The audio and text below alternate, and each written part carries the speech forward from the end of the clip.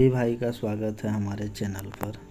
Subscriber थोड़ा सा कम है, इसका मतलब ये नहीं कि भैया गड़बड़ है कुछ।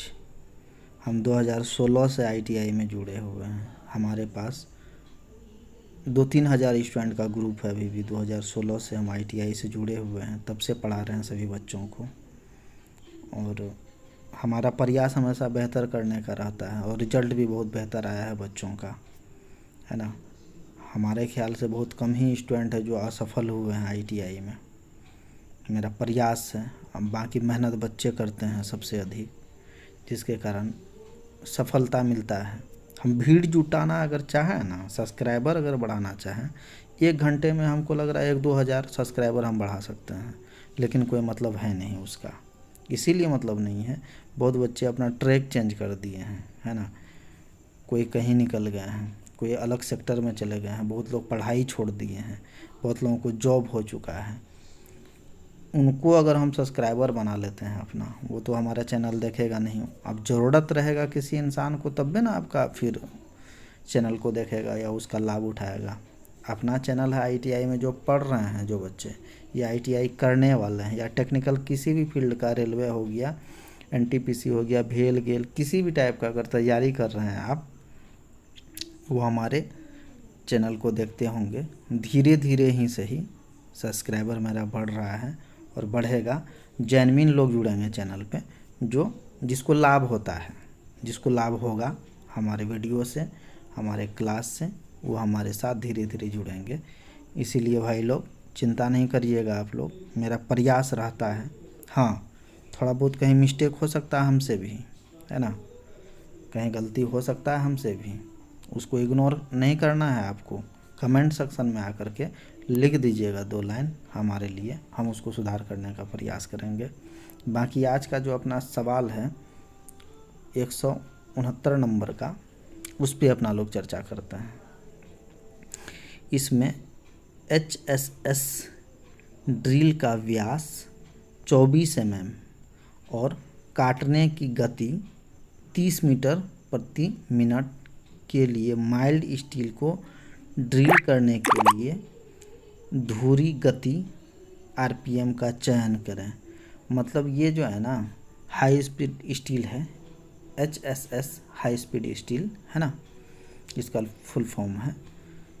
ये आपसे जो है ना आरपीएम पूछ रहा है, कुल मिला के इतना जान जाइए आप, है ना।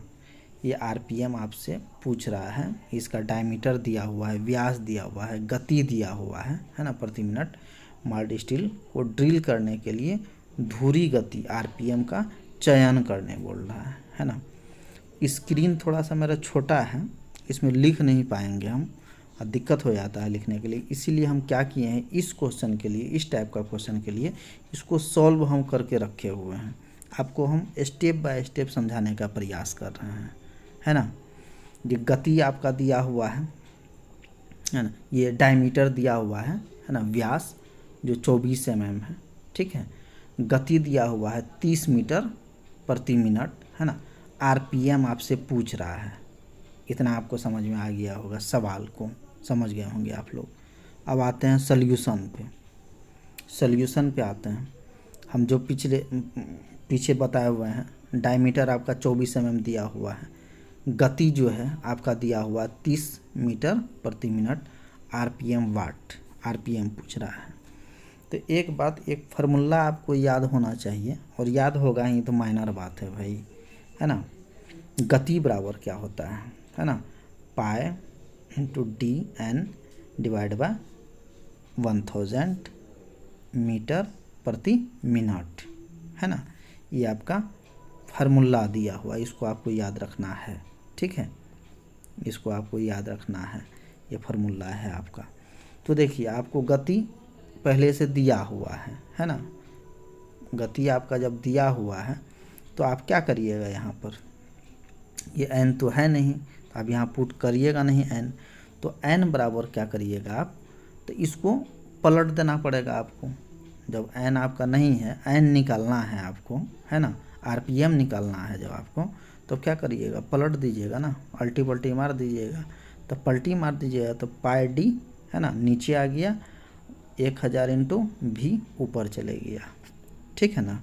अब आते हैं यहाँ पर, ये जो फार्मूला है अपना, इसी के अनुसार पुट कर देते हैं जो अपना वैल्यू दिया हुआ है। 1000 आपका दिया हुआ है ना, 1000 यहाँ आप पुट कर दिए, इंटू भी जो है आपका, है ना, ये जो गति है आपका 30 ले लिए यहाँ से, डिवाइड बाय पाई का वैल्यू जो है 22/7 ले लिए, इंटू डी आपका जो दिया हुआ है डायमीटर, है ना 24, ये अपना लोग फार्मूला से के अकॉर्डिंग पुट कर दिए जो वैल्यू दिया हुआ है। एन का वैल्यू है नहीं अपने पास, आरपीएम का वैल्यू तो है नहीं। अब इसको क्या करते हैं, जो भागा वगैरह करना है, तो 6 पंचे 30, 6 चौके 24, है ना, ये कर दिए यहाँ तक। अब देख लीजिए फिर यहाँ 4 जो आया आपका, तो ये 250 को 4 बार अगर 4 से भगा दीजिएगा, 1000 को 4 से भगा दीजिएगा तो 250 यहाँ पे ये कटेगा, है ना। यहाँ तक समझ में आ गया होगा आप लोगों को। तो 22/7 आपका ज्यों का त्यों है ही, ठीक है। अब आते हैं फिर n बराबर क्या किए हैं आप, फिर 250 यहाँ पे पुट कर दिए आप, है ना, इंटू 5 जो है ये वाला यहाँ पुट कर दिए, ये जो है 7 नीचे का ये आपको ऊपर चला गया, ऊपर में लिख दिए, इंटू 7, 22 जो बचा हुआ था ये 22/7 का 22, ये आपका नीचे आ गया। तो इसको फिर से कर दिए 2 बराबर, 2 से भागा दे दिए, है ना, 2 से काट दिए, 11 दूना 22, और फिर इसको 125 दूना 250 से काट दिए। फिर आपका जो शेष बचा है n बराबर देख लीजिए, 125 को 5 से गुना किए, है ना, फिर गुना 7 से करते हैं, ये दोनों को गुना करने पर 625 प्राप्त हुआ, इंटू ये वाला 7 है ही आपके पास, बट्टे में 11 जो आपका यहाँ बचा हुआ था वो 11 है ही, ठीक है। फिर n बराबर, अब ये 625 को इससे गुना करते हैं तो आपका वैल्यू कितना निकलता है, n बराबर 4375, है ना, 4375 डिवाइड बाय 11। ये दोनों को फिर अब जब भागा देते हैं, डिवाइड करते हैं, भागा देते हैं, तो फिर आपका क्या निकल कर के आता है, भगा दे करके देखिएगा, तो 397.7 आरपीएम, तो लगभग जो है आपका ये 400 के करीब है। अगर ये ऑप्शन में रहता तो ऑप्शन मार देते, लेकिन ये 400 के करीब है आपका। 397.7 तो है नहीं, 397.7 जो है 400 का करीब में है, तो इसलिए आपका ये राइट आंसर हो जाएगा 400 आरपीएम, ठीक है। आप एक बार ये जो हमारा सल्यूशन है इसको एक बार फिर से ध्यान से देख लीजिएगा, सुन लीजिएगा फिर से हमारा वीडियो, ये आप कॉपी में सॉल्व करिएगा, ये आपको आसानी से समझ में आ जाएगा, ठीक है। अगला सवाल पे चलते हैं। अगला सवाल है, छेद में रिवेट डालने के बाद प्लेटों को निकट लाने के लिए किसका उपयोग करते हैं। छेद में रिवेट डालने के बाद, है ना, ये जो है आपका सवाल जो है देख लीजिए, 170 नंबर का ये सवाल है ना। ये आपको ये शीट मेटल से है ना, इस चैप्टर ये शीट मेटल से है आपका ये चैप्टर, ठीक है। इस प्रकार का 2 हमारा चादर है, इसमें छेद, इसके छेद को कह रहा है, यहाँ हमारा होल है, ये 2 होल है, ड्रिल है। छेद में रिवेट डालने के बाद प्लेटों को निकट लाने के लिए किसका प्रयोग किया जाता है, ठीक है। ये छेद में अपना रिवेट अगर डाले, है ना, ये रिवेट है हमारा, इसमें रिवेट डाले, रिवेट डालने के बाद इसका जो होल है, जो छिद्र है, उसमें रिवेट डालने के बाद प्लेटों को निकट लाने के लिए किसका उपयोग किया जाता है। ये जो 2 प्लेट है ना, एक प्लेट ये है, एक प्लेट ये दोनों को नज़दीक में सटाने के लिए, निकट में लाने के लिए किसका प्रयोग किया जाता है। इसका राइट आंसर हो जाएगा रिवेट सेट का प्रयोग किया जाता है। हम सभी के बारे में आपको बता रहे हैं, है ना, आप चिंता मत करिएगा। धातु चादर चैप्टर से है ये वाला सवाल। 2 धातु चादर को, है ना, आपस में, है ना, एक दूसरे के टच में लाने के लिए, टाइट करने के लिए, ताकि ये सही से ज्वाइंट हो सके, इसका जोड़ मजबूत हो सके, उसके लिए इसमें रिवेट डालते हैं, है ना। अब इस रिवेट को डालने के बाद एक ऐसा सेट है, रिवेट सेट आता है एक, जो उसका प्रयोग करके यहाँ पर आप इस सीट को और इस सीट को आपस में नज़दीक ला सकते हैं, सटा सकते हैं, मजबूत बना सकते हैं। ठीक है, इसका राइट आंसर हो जाएगा रिवेट सेट। सीधी सी बात जान जाइए, एक बात और जान जाइए, दो प्लेटों को एक सीध में लाने के लिए ड्रिफ्ट का प्रयोग किया जाता है ना। ये देख लीजिए, ड्रिफ्ट भी ऑप्शन में है। ये दो प्लेट को सीध में लाने के लिए, एक सीध में लाने के लिए, है ना, एक सीध में लाने के लिए, है ना, यहाँ जो उपयोग होने वाला है वो ड्रिफ्ट होता है। ड्रिफ्ट की सहायता से हम दो प्लेटों को, है ना, धातु चादर को आपस में, है ना, एक सीध में ला सकते हैं ड्रिफ्ट की सहायता से। और एक बात ये है डॉली, ये रिवेट हेड है ना, ये रिवेट है, इस रिवेट का प्रयोग कहाँ करते हैं? ये रिवेट को अगर हम लगाते हैं तो इसको धीरे धीरे इस वाले जो ये वाला हिस्सा को भी धीरे धीरे, ये हेड हो गया, है ना, ये नीचे तो हेड बना रहता है नहीं, अगर इधर भी हेड बना रहेगा तो घुसेगा नहीं कोई भी मेटल, ये धातु चादर में, तो ये पूरे प्लेन इस टाइप का रहता है।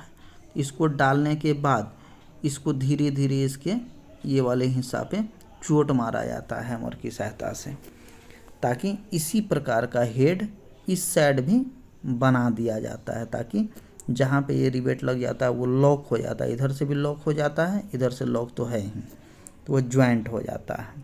ठीक है, ये धीरे धीरे इस वाले फेस को, है ना, टेल वाले हिस्सा को, ये टेल वाला, पहले इसमें रिवेट में टेल नहीं रहता है, इतना याद रखिएगा, इसमें रिवेट इस टाइप का रिवेट होता है, आप लोग देखे भी होंगे। यहाँ पे नीचे टेल वाला हिस्सा इसी प्रकार का रहता है। इसमें क्या करते हैं अपना लोग, चोट मार के इधर से भी इसको भी इस प्रकार का हेड जैसा इधर है वैसा हेड इधर भी बना देते हैं अपना लोग, ठोक ठोक करके हैमर की सहायता से, ताकि ये बीच में जो भी मेटल है वो लॉक हो जाता है।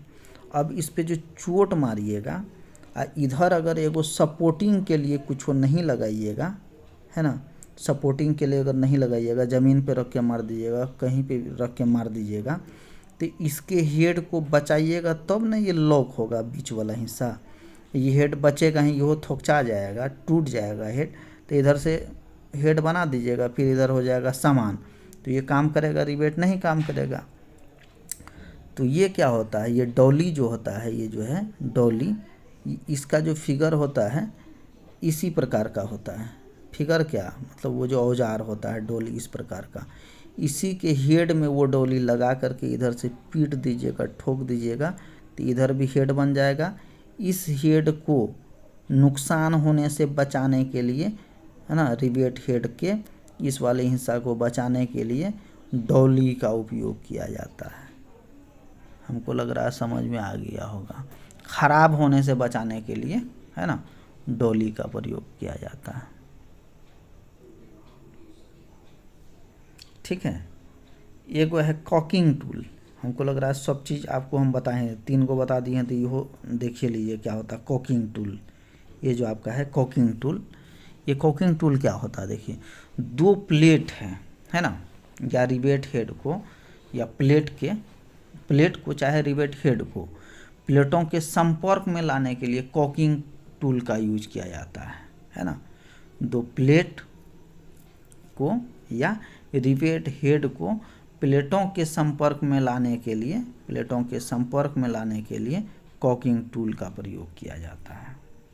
ठीक है भाई लोग, ये था, चारों ऑप्शन को हम बताने का प्रयास किए हैं। अगला चलते हैं, इसमें कह रहा है बेंट स्निप का उपयोग क्या है। स्निप का प्रयोग, स्निप आप देखे होंगे, अरे एक प्रकार का कैंची होता है ना, कैंची से अपना लोग कपड़ा काटते हैं ना, एगो स्निप आता है जिसको धातु चादर को काटते हैं, चतरा वगैरह होता है उसको काटने के लिए स्निप का प्रयोग करते हैं। यहाँ पे लिखा हुआ बेंट, है ना, बेंट है तो मतलब ये टेढ़ा होगा, है ना, इस प्रकार का टेढ़ा होगा, बेंट होगा। कैंची है एक, स्निप है एक, वो टेढ़ा टाइप का है, ठीक है, बैंड टाइप का है, झुका हुआ है, ठीक है, वही उसी को बोलते हैं बैंड स्निप। स्निप देखे होंगे धातु चादर को काटने के लिए, है ना, एक प्रकार का कैंची होता है जिसको कहते हैं स्निप, और वो टेढ़ा है ना, बैंड है वहाँ पे, है ना, उसी के बारे में पूछ रहा है। तो बैंड स्निप का उपयोग क्या है, बैंड स्निप का उपयोग क्या है। तो बैंड है तो समझ रहा है ना, ये घुमा हुआ है, बैंड है इस टाइप का। तो इसका बैंडे टाइप का जो है आपका यूज होगा तो सर्कुलर कट के लिए करिएगा ना हो। अगर आपको इसका राइट आंसर हो जाएगा डी, इतना याद रखिएगा। सर्कुलर टाइप का अगर आपको कटिंग करना है तो वहाँ पे बैंड स्निप का प्रयोग करिएगा आप, सीधी सी बात जान जाइए आप, ठीक है। इसका कटाई करने वाला जो भाग है ना आगे की ओर, वो मुड़ा हुआ रहता है, इसलिए उसको कहते हैं बैंड स्निप। एक वो है स्ट्रेट स्निप, है ना, स्ट्रेट स्निप। स्ट्रेट स्निप क्या होता है, वो सीधा होता है, ठीक है, वो सीधा कटाई करता है, वो सीधा कटाई करेगा, इतना जान जाइए। स्ट्रेट स्निप सीधा कटाई करेगा, बैंड वाला बात है तो वो सर्कुलर में, मतलब गोलाकार है तो सर्कुलर टाइप का कटाई करेगा।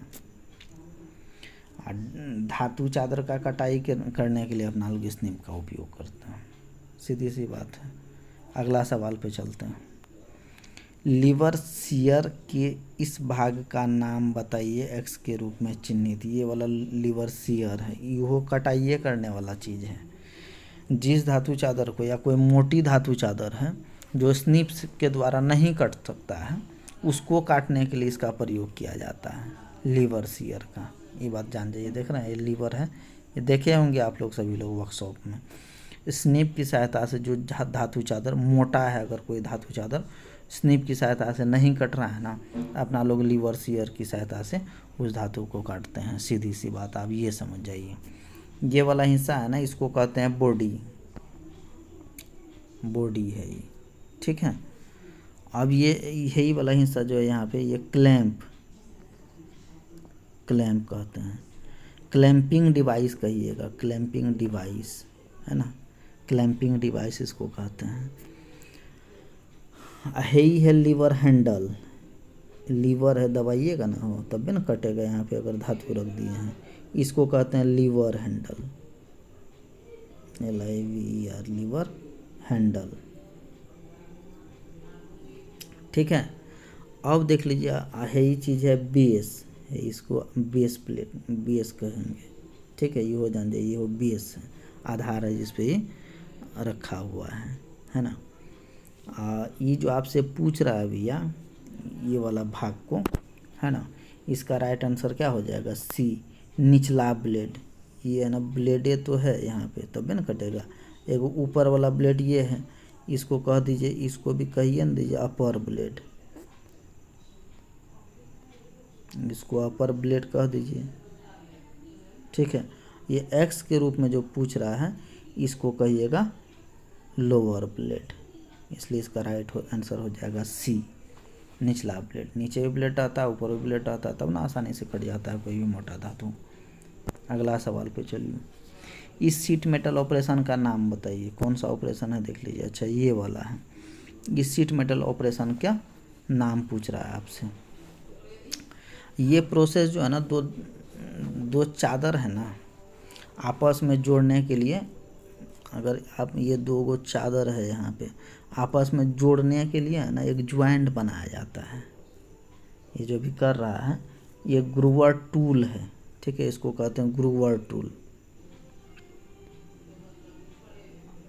ग्रूवर टूल है ये, देख लीजिए आप लोग।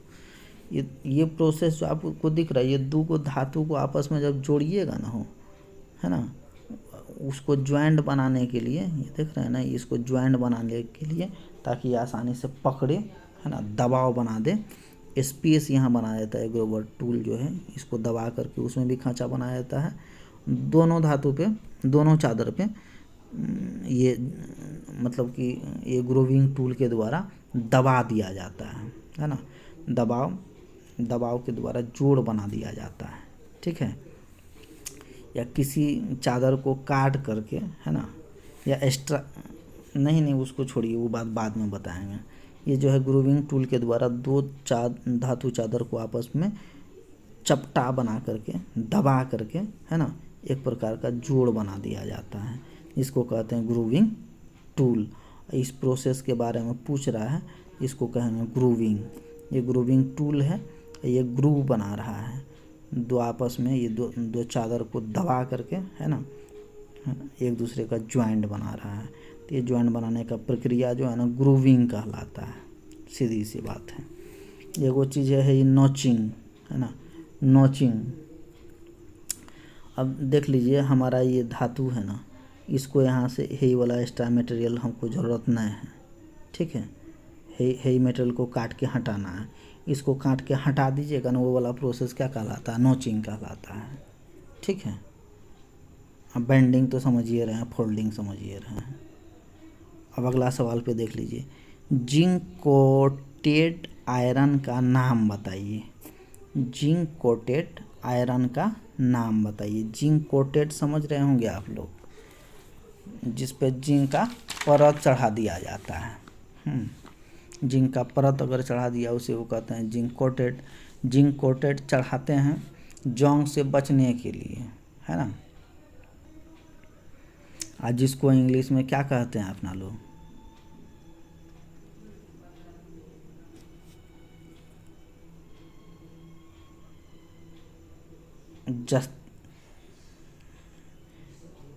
ग्लानाइज्ड आयरन, है ना, ये वाला है, ये तो है आंसर इसका। देखिए जिंक कोटेड आयरन मतलब कोई भी ऐसा धातु पे, ब्लैक आयरन पे है ना जिंक कोटेड हम कर दिए ना भैया, उसी को कहते हैं ग्लानाइज्ड आयरन, है ना, जस्ता चढ़ा हुआ लोहा। सीधी सी बात है, उतना दिमाग लगाने का ज़रूरत है नहीं इसमें। जिंक कोटेड आयरन, कोई भी ब्लैक आयरन पे जिंक कोटेड कर दिया ना, वो हो जाता है ग्लेनाइज्ड, है ना, ग्लेनाइज्ड आयरन बन जाता है, वो जस्ता चढ़ा हुआ लोहा बन जाता है। सीधी सी बात आप समझ जाइए। अगला सवाल पे आइए, ये भी आपका नॉमरिकल टाइप का है ना। ये नॉमरिकल जो है ये एकदम आसान है, टेंशन लेने का नहीं। इसमें क्या कह रहा है उसको भी देख लेते हैं। 2000 mm की लंबाई, 500 mm की चौड़ाई, 4 mm की मोटाई और 7.85 ग्राम सेंटीमीटर की घनत्व वाले स्टील प्लेट के वजन की गणना करें। समझ में आया ना, ये 2-3 बात हैं इसमें। इसके लिए एगो फार्मूला, इसको भी हम सॉल्व करके रखे हुए हैं आप लोगों के लिए, ठीक है। इसलिए इस स्क्रीन पे हम उतना अच्छे से लिख नहीं पाते हैं और उतना स्पेस है नहीं, इसलिए इसको भी हम सॉल्व करके रखे हुए हैं। चलते हैं वहाँ मुद्दा पे, ठीक है। अब मुद्दा पे अगर चलते हैं अपना लोग, तो है 1-2 लाइन जो है ना, ये कहीं और का लिखना था और लिख दिए यहीं पे हम, इसलिए इसको आप लोग भूल जाइए। अब आइए, है ना, सूत्र जो आपका है, फार्मूला है घनत्व, है ना। घनत्व बराबर क्या होता है ना, एगो है जो पी की तरह दिख रहा है, ये रू होता है। आप एक बात जान जाइए, ये आपसे जो पूछ रहा है ना, घनत्व बराबर होता है m/v। m मतलब द्रव्यमान, v मतलब आयतन, है ना। घनत्व आपको दिया हुआ है, ये है ना, घनत्व क्या दिया हुआ है, ठीक है। आज जो अपना लोग को दिया हुआ है 7.85, देखिए, है ना, डेंसिटी दिया हुआ है ना 7.85, ठीक है। अब आते हैं सवाल पे, ये आपका दिया हुआ है ना, रू आपका दिया हुआ 7.85 ग्राम सेंटीमीटर। अब देख लीजिए आयतन अपना लोग का जो फार्मूला है, v बराबर लंबाई गुना चौड़ाई गुना ऊंचाई, है ना। तो यहाँ तो ऊंचाई है नहीं, यहाँ दिया हुआ है कौन चीज़, देख लीजिए आप, मोटाई दिया हुआ है ना, मोटाई दिया हुआ है। तो वहाँ पे जो ऊंचाई है फार्मूला में, यहाँ मोटाई डाल दीजिएगा आप। v बराबर, है ना, अब ये देखिए अकॉर्डिंग टू फार्मूला, ये वाला फार्मूला आप सभी को याद रखना है ना। घनत्व बराबर क्या होता है m/v, है ना। ये रू दिया हुआ है 7.85 ग्राम सेंटीमीटर, है ना, सेंटीमीटर में भी है और एमएम में भी है। इसको सेंटीमीटर को एमएम में, है ना, कन्वर्ट करना पड़ता है इसमें। एकदम आसान है, कोई बात है नहीं, देख लीजिए थोड़ा सा आप लोग। वीडियो थोड़ा लंबा हो गया है इसीलिए गड़बड़ा रहा है आप लोग। इसमें देख लीजिए भी बराबर दिया हुआ है आपका, भी बराबर क्या है, लंबाई इसका दिया हुआ है 2000 गुना चौड़ाई है 500, मोटाई जो है इसका, ऊंचाई न है, मोटाई क्या है 4 mm क्यूब, है ना।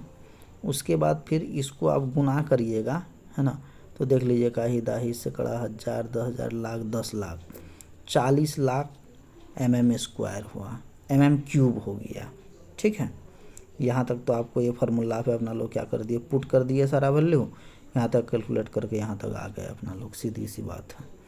अब देख लीजिए अपना लोग को करना क्या है, यहाँ पे है mm में, ये आपका जो दिया हुआ है रू दिया हुआ है ना, सेंटीमीटर में दिया हुआ है ना, सेंटीमीटर क्यूब में दिया हुआ है।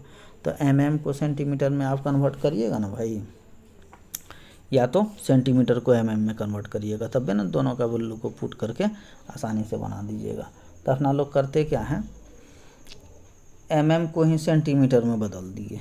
ठीक है, mm को जब सेंटीमीटर में बदल दिए तो 1 सेंटीमीटर बराबर 10 mm होता है, इतना बात तो आप लोगों को पता ही होगा ना। तो अब क्या किए, 1 mm बराबर 1/10 mm सेंटीमीटर लिखिए ना सकते हैं। ठीक है, अब देख लीजिए आप लोग क्या कर रहे हैं, ये जो अपना लोग का भी निकला हुआ है ना, आयतन निकला हुआ था 40 लाख 1/10 सेंटीमीटर क्यूब कर दिए आप, इंटू सेंटीमीटर क्यूब कर दिए। अब इसको करने के लिए, है ना, अब देख लीजिए यहाँ पे जो ऊपर में ये आपका जो था तो वही ये है ना, ये आपका जो आयतन है वो आप यहाँ पे पुट कर दिए 40 लाख। अब यहाँ पे है क्या, 10 जो है इसको आप 10 इंटू 10 करिएगा तो कितना होगा, 1000 होगा ना भाई। तो वही पुट किए ना यहाँ 1000 सेंटीमीटर क्यूब कर दिए। तो भी बराबर, अब देखिए यहाँ से 3 जीरो कट गया, ऊपर में भी 3 जीरो कट गया, बचा कितना, 4000 सेंटीमीटर क्यूब बचा ना। अब फिर देख लीजिए ये रू जो है, रू बराबर m/v है। तो यहाँ पे तो आपको ये दिया हुआ है, ये घनत्व दिया हुआ है ना, आपके पास तो m नहीं है कि नहीं, द्रव्यमान तो है नहीं, इसलिए m बराबर रू इंटू भी कर दिए। अब देख लीजिए m बराबर, तो आपका ये जो है घनत्व कितना दिया हुआ था, घनत्व है 7.85 ग्राम सेंटीमीटर क्यूब दिया हुआ था ना पहले से, तो यहाँ पे पुट कर दिए। ये फार्मूला के अकॉर्डिंग ये वाला फार्मूला है आपका, m बराबर रू इंटू भी है ना, तो m बराबर 7.85 और उसके बाद भी कितना था आपका, भी निकल करके क्या आया था, 4000 सेंटीमीटर क्यूब आया था ना, ये आपको यहाँ पे पुट कर दिए। ये दोनों को जब गुना करिएगा आपको निकल के आएगा कितना, 31,400। तो ग्राम में निकल के आया, क्योंकि यहाँ तो है ये ना था ग्राम में हो, है ना, घना तो आपका ग्राम में था, तो निकल करके आ गया ना आपका ग्राम में।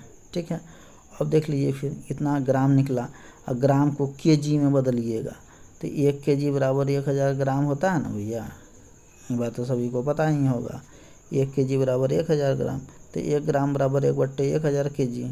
ठीक है, और फिर से पुट कर दीजिए, है ना, जो ये जहाँ से लाए थे आप, तो 3100 मतलब 31,400 यहाँ पे पुट किए, यहाँ से जो उठा करके लाए थे आप ग्राम में 31,400 यहाँ पुट कर दिए, इंटू 1/1000 kg कन्वर्ट करिएगा उसको। तो 2 शून्य इधर कट गया, और 1000 का शून्य जो है 2 यहाँ पे था वो काट दिए आप, तो बचा कितना, 314/10 बचा ना। तो इसको जब आप फिर भगा दे दीजिएगा तो आपका निकल के क्या आएगा, 31.4 kg, है ना, 31.4 kg। तो ऑप्शन में देख लीजिए कहाँ पर है, तो 31.4 kg आपका बी में है, तो इसका राइट आंसर हो जाएगा 31.4 kg। हम ये नहीं कर रहे हैं कि के बारे में आप समझ जाइएगा, आप हमारा ये सॉल्यूशन को ध्यान से देखिएगा, ये सभी को ये फार्मूला पता ही होगा, है ना। घनत्व बराबर क्या होता है, द्रव्यमान बट्टे आयतन होता ही है। तो ये वाला एक फार्मूला ये हो गया आपका, और दूसरा फार्मूला कहाँ है, एक फार्मूला यहाँ पर है ना, m बराबर है ना रू इंटू भी। ये दो गो फार्मूला आप इसमें केवल पुट करना है, जो वैल्यू है आपका दिया हुआ। ये माइनर क्वेश्चन है, ये हम पहले से लिख लिए, स्क्रीन मेरा छोटा है, काट कूट अधिक कर दिए हैं समझाने के लिए, इसलिए घबराइएगा नहीं। आप लोग एक बार देख लीजिएगा फिर से वीडियो, है ना, इसको पॉज करके लिख लीजिएगा कॉपिया पे, हमको लग रहा है समझ में आ जाएगा। अगला सवाल पे चलते हैं। फिर अगला सवाल क्या है, जंग और घर्षण के लिए कौन सी शीट धातु अत्यधिक प्रतिरोधी है। जंग जल्दी लगता नहीं है, इस चारों ऑप्शन में देख लीजिए कौन सा है। ऐसा धातु है जिस पे जल्दी जंग भी नहीं लगता है, जल्दी घर्षण भी नहीं लगता है ना, उसका विरोध करता है वो इस चारों में से, ऑप्शन में से। तो आपको हमको लग रहा है यही एल्युमिनियम है। एल्युमिनियम पे जल्दी जंग नहीं लगता है, आप देखे होंगे ध्यान से, हंडी वगैरह एल्युमिनियम का बनता है ना, कुकर वगैरह, उस पे जल्दी जंग भी नहीं लगता है ना। और जंग का बहुत बड़ा ये प्रतिरोधी है, इतना जान जाइए, एल्युमिनियम। इसलिए इसका राइट आंसर हो जाएगा सी। ठीक है। और एक चीज़ और है, ये लास्ट सवाल है, लंबा हो गया वीडियो आज का। नियमित षष्ठभुज के फ्लेट से फ्लेट तक का साइज की गणना करने का सूत्र बताइए। हेक्सागोनल, रेगुलर हेक्सागोनल, हेक्सागोनल आप लोग देखे होंगे भाई, देखे क्या, बनेवे किए होंगे हर हाल में। ये आपका हेक्सागोनल है ना, रेगुलर हेक्सागोनल 6 भुजा वाला। पेंटागोनल क्या होता है, 5 भुजा वाला। हेक्सागोनल 6 भुजा वाला। हेक्सागोनल हुआ ना, इसी के बारे में पूछ रहा है। फ्लेट से फ्लेट, यहाँ से इस फ्लेट से इस फ्लेट तक का साइज को गणना करने के लिए कौन सा फार्मूला है। ठीक है, इसका जो है ना, एक बात याद, सीधी सी बात है, याद रखिएगा, है ये वाला सी, है ना। इसका राइट आंसर √3a है ना। इसका फार्मूला जो है √3a है, हेक्सागोनल का फ्लेट से फ्लेट तक का जो साइज है, इसका गणना करने के लिए ये वाला √3a है। ठीक है भाई, वीडियो बड़ी लंबा हो गया भाई लोग, देखिएगा ज़रूर। फिर अगले वीडियो में हम आते हैं, फिर बेहतर करने का प्रयास कर रहे हैं आप लोगों के लिए।